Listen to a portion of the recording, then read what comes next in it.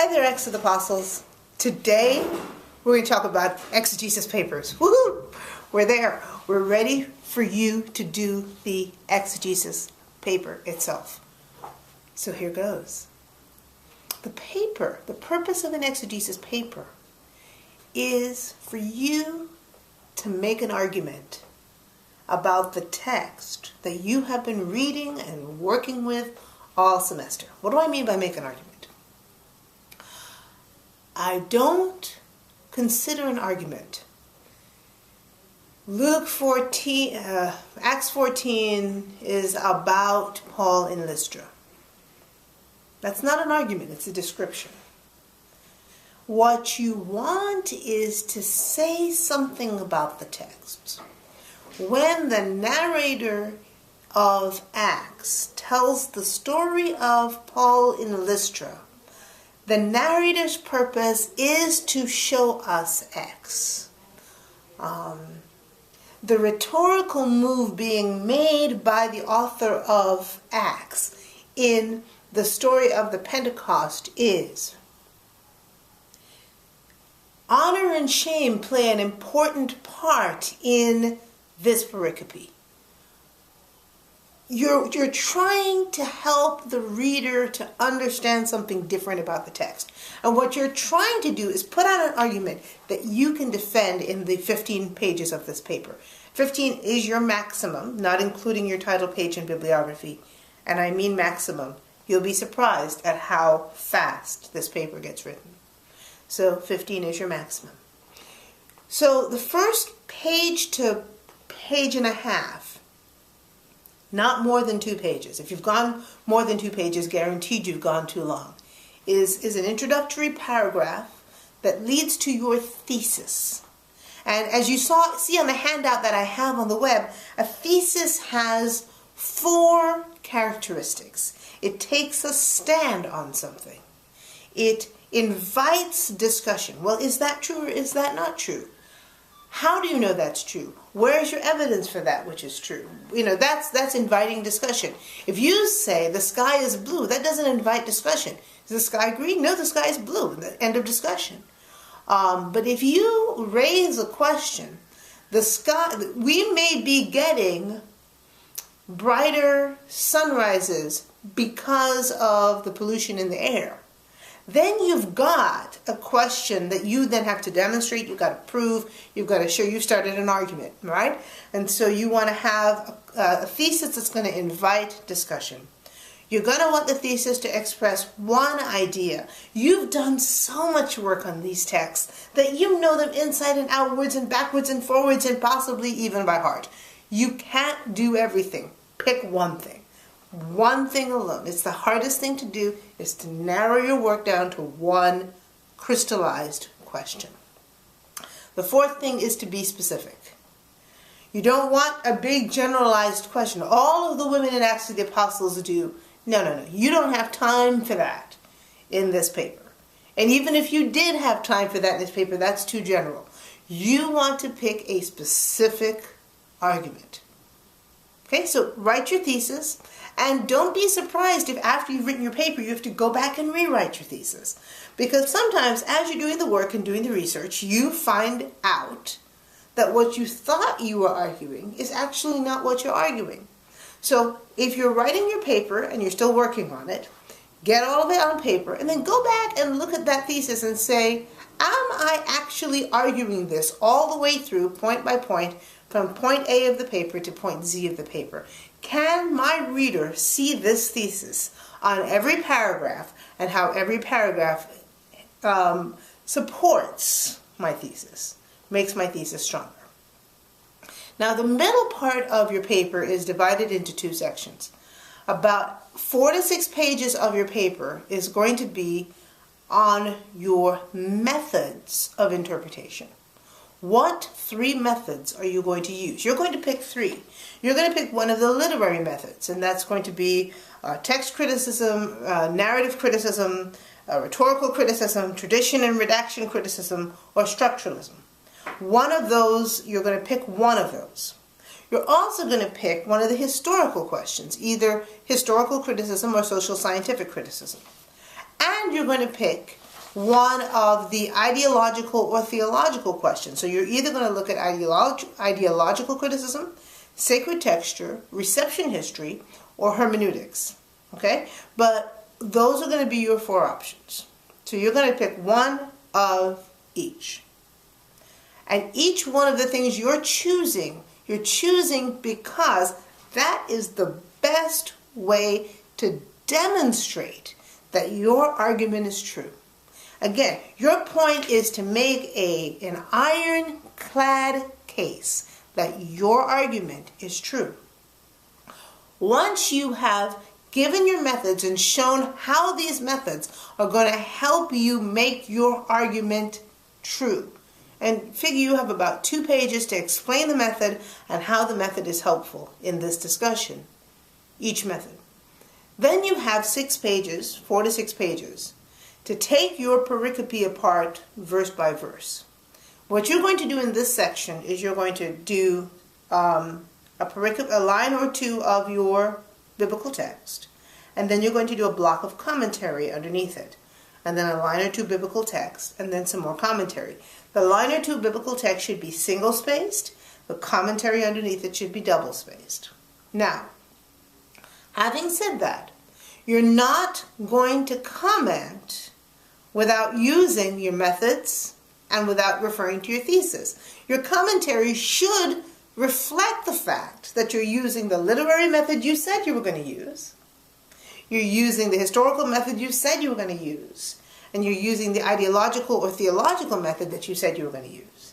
So you shouldn't be doing a method that you haven't talked about already. And all of what you say should be supporting your argument, right? So again, what you're trying to do is support your argument and make an ironclad case. Finally, the last section, which is 1 or 2 pages, I have not called conclusion.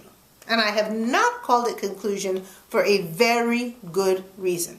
What I do not want is, as you can see, I have argued that this is the case. I don't need you to summarize what you've just done. I know what you've just done. I've read your paper. What I want you to tell me is the so what question. I have argued that this is the case. The implications of this being the case for the academy are, or if this is the case as I have shown it to be, the church needs to, or because this is the case, the community needs to. I want some implications. I want to know why. Showing what you've shown matters to those who use this text. In other words, how are you going to translate what you've done to the community at large, right? Sometimes we call that the preaching moment or the teaching moment.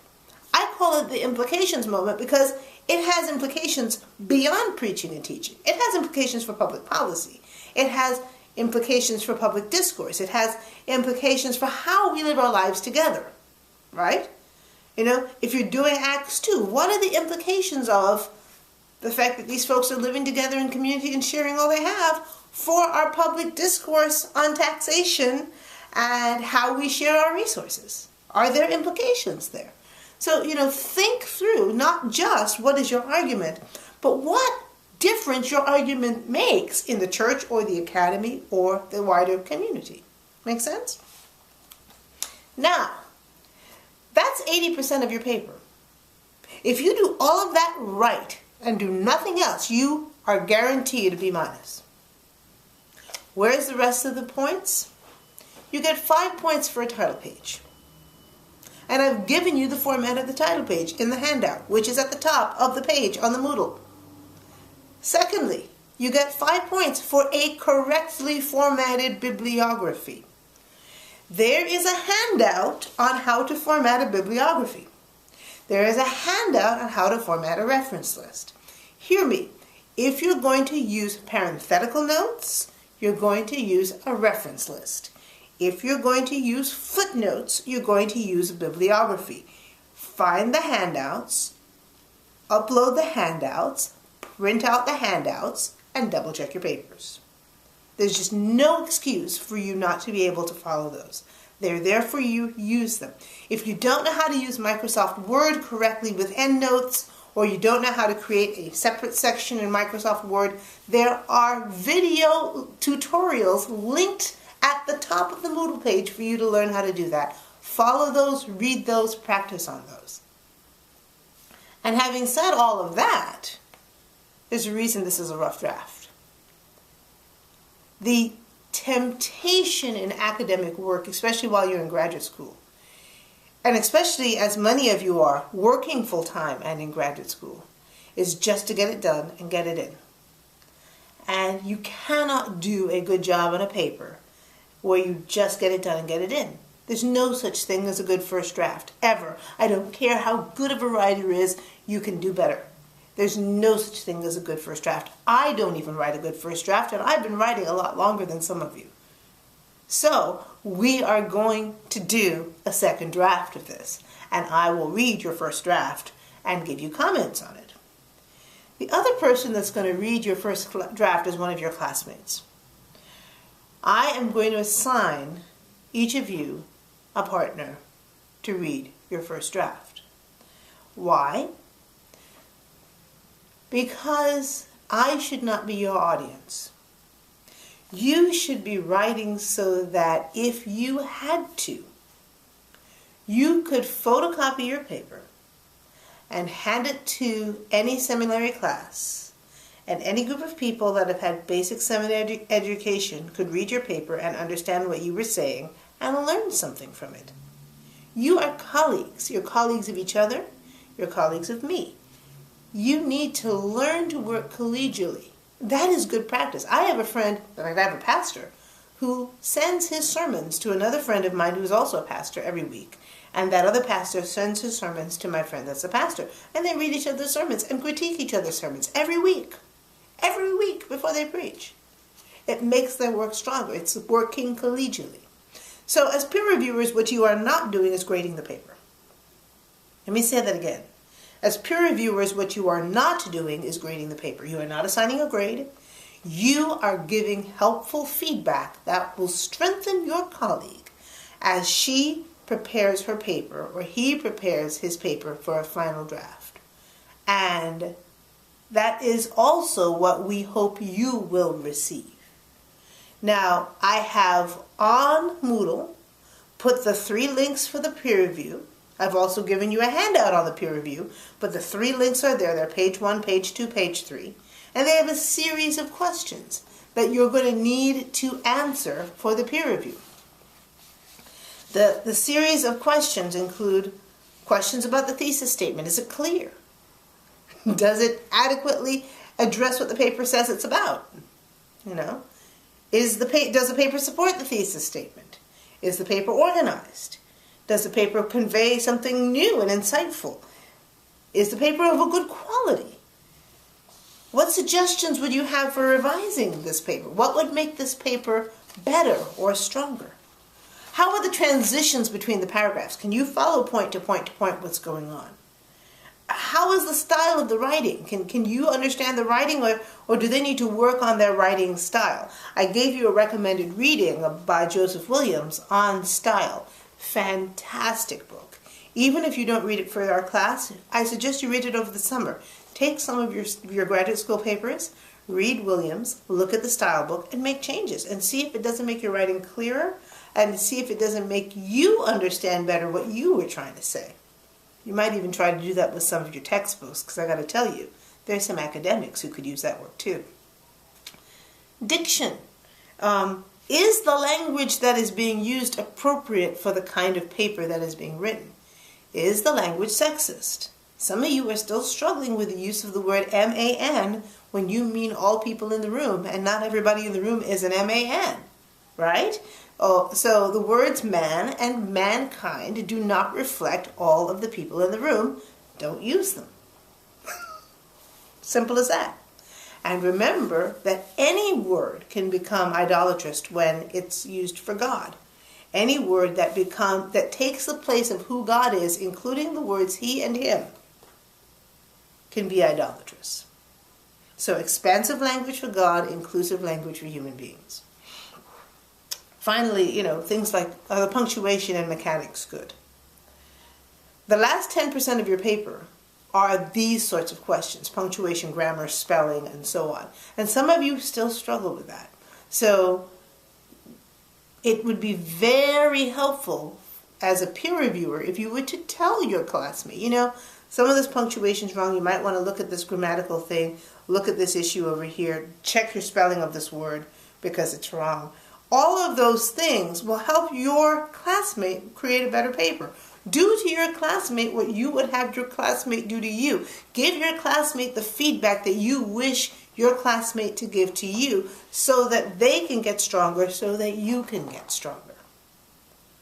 I am grading feverishly, as some of you know. I've gotten to Exegetical Experiment 6. My plan is to get the rest of them done today, or at the very latest tomorrow. And I look forward to reading your papers. I look forward to dialoguing with you about your papers, and I hope the peer review process is actually fun for you. So I will post who your partners are in the forum today after I get this video uploaded to YouTube. Have a wonderful week. I hope your Easter was fantastic, and I look forward to reading more of you in the forum. Take care. Bye.